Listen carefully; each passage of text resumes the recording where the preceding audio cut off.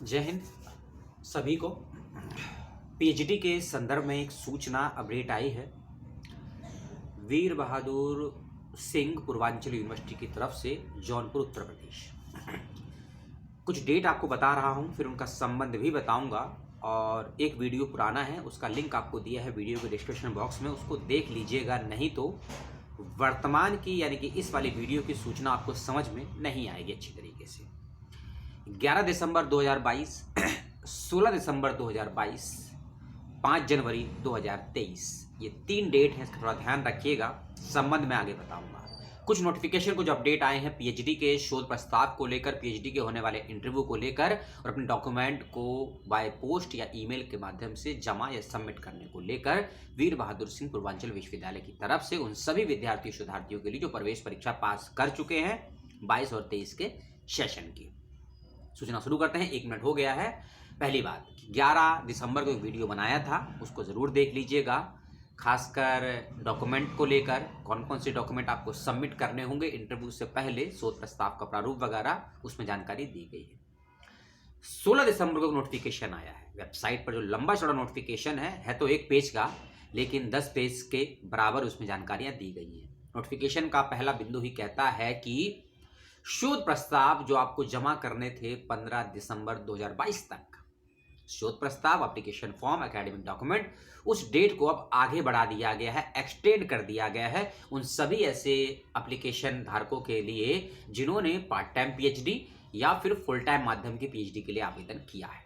और जो बढ़ी हुई डेट है उसका संबंध है 5 जनवरी 2023 से, यानी कि 5 जनवरी 2023 तक जिन्होंने अभी तक अपने डॉक्यूमेंट, शोध प्रस्ताव वगैरह सबमिट नहीं किए थे, उनको अब आगे डेट बढ़ाने का मौका मिलने से फायदा होगा और 5 जनवरी तक सबमिट कर सकते हैं। लेकिन एक समस्या है इसमें एक बात कह दी गई है कि जिस विश्वविद्यालय में या उससे संबंधित विद्यालय में आपका डीआरसी होगा, चयन होगा, वहीं जाकर आपको सबमिट करने हैं डॉक्यूमेंट, ना कि विश्वविद्यालय में जाकर।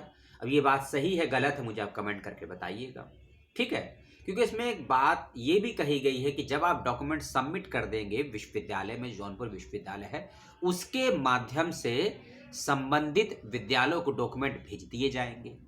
एक तरफ तो ये भी कहता है नोटिफिकेशन कि विश्वविद्यालय स्वयं संबंधित महाविद्यालयों को आपके डॉक्यूमेंट और शोध प्रस्ताव को स्वयं ही भेज देगा, और एक तरफ ये भी कहता है कि आपको स्वयं जाकर भी सबमिट करने होगा। कौन सी बात सही है, मुझे बात समझ में नहीं आई, क्योंकि नोटिफिकेशन में दोनों ही बातें लिखी गई है। अगली बात है कि उन सभी ऐसे बच्चों के लिए जो इंटरव्यू के लिए चयनित होंगे या हो चुके होंगे, क्योंकि लिस्ट आ चुकी है, रिजल्ट आ गया है, पार्ट टाइम का भी, फुल टाइम के भी, एंट्रेंस के एग्जामिनेशन का, ठीक है, आपने अपना देख लिया होगा। उन सभी को एक फीस भी जमा करनी है, जिसको हम काउंसलिंग फीस कहते हैं या इंटरव्यू की फीस कहते हैं, ऑनलाइन ही जमा करनी है। उसका भी फीस स्लिप आपके पास होनी चाहिए, ठीक है।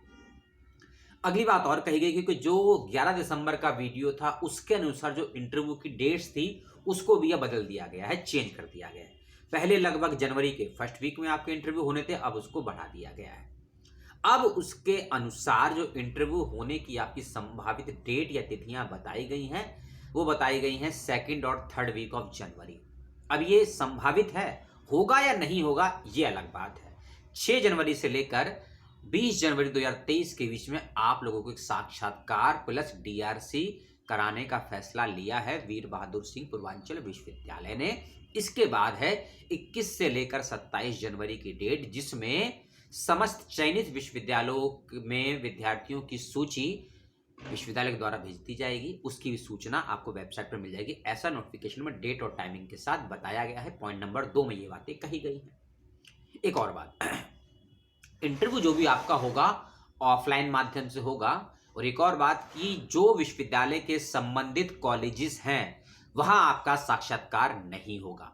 जो विश्वविद्यालय का मेन कैंपस है वहीं आपका साक्षात्कार होगा। अभी तक की सूचना के अनुसार यदि 5 जनवरी से पहले कोई नोटिफिकेशन आता है कि आपका इंटरव्यू अलग अलग शिक्षण संस्थानों में होगा तो ही उस बात पे गौर कीजिएगा। नहीं तो अगर ऐसा कोई नोटिफिकेशन नहीं आता है या जानकारी नहीं मिलती है, तब तक ये मान के चलेगा कि आप सभी चयनित विद्यार्थियों का जो साक्षात्कार है वो वीर बहादुर सिंह पूर्वांचल विश्वविद्यालय के अपने अपने विभाग में ही होगा। ठीक है।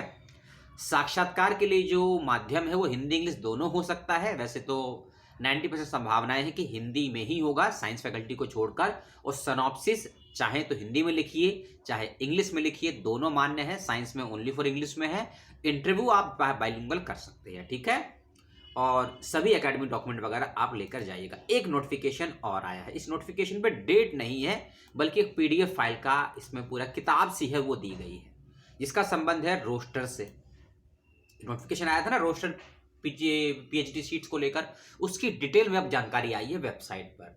हो सकता है ये भी 16 से 20 दिसंबर के आसपास अपलोड किया गया। इसमें ये बताया है विश्वविद्यालय ने कि इस विश्वविद्यालय में, साथ ही इस विद्यालय से संबंधित जितने भी महाविद्यालय हैं या निजी विश्वविद्यालय हैं, उसमें किस विभाग में किस शिक्षक के अंतर्गत किस कैटेगरी में कितनी कितनी पीएचडी की सीटें खाली हैं या फिर फुल हो चुकी है, उसकी जानकारी आपको मिल जाएगी। और इस सूची से आपको ये सहायता मिलेगी, हेल्प मिलेगी, मदद मिलेगी कि आप किस विश्वविद्यालय के किस शिक्षक के अंतर्गत सीटें खाली है, उसके लिए उनसे बातचीत या संपर्क कर सकते हैं। क्योंकि आपको शोध निर्देशक का चयन स्वयं करना होगा, शोध निदेशकों से मिलना पड़ेगा या हो सकता है उनसे बात करनी पड़े।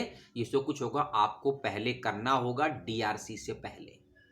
डिपार्टमेंटल रिसर्च कमेटी की जो बैठक बैठेगी उससे पहले आपको अपने संभावित शोध निर्देशकों की सूची, उनका नाम देना होगा, और साथ ही उन शोध निर्देशकों के द्वारा एक परमिशन या स्वीकृति पत्र या एक लेटर बनता है वो भी आपको सबमिट करना होगा। अगर आप ये सब नहीं कर पाएंगे, बेशक आपका एडमिशन हो गया है पीएचडी में वीर बहादुर सिंह विश्वविद्यालय, लेकिन अगर आपके पास शिक्षक की नियुक्ति पत्र, शिक्षक का परमिशन या अनुमति पत्र नहीं है डीआरसी से पहले, तो हो सकता है आपको 6 महीने या 1 साल का वेट करना पड़े गाइड के नामांकन हेतु।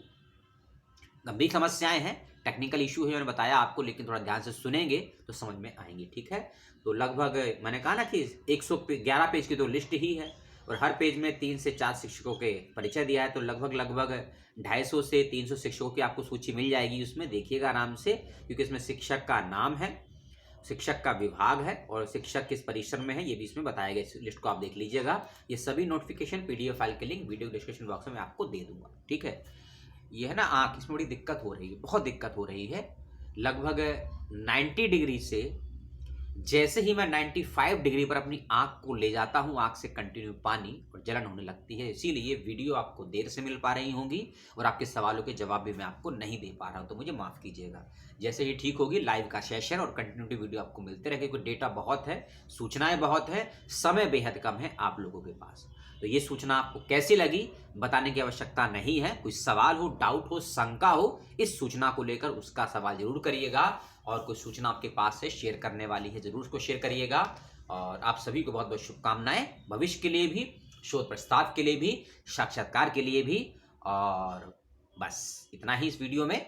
जय हिंद।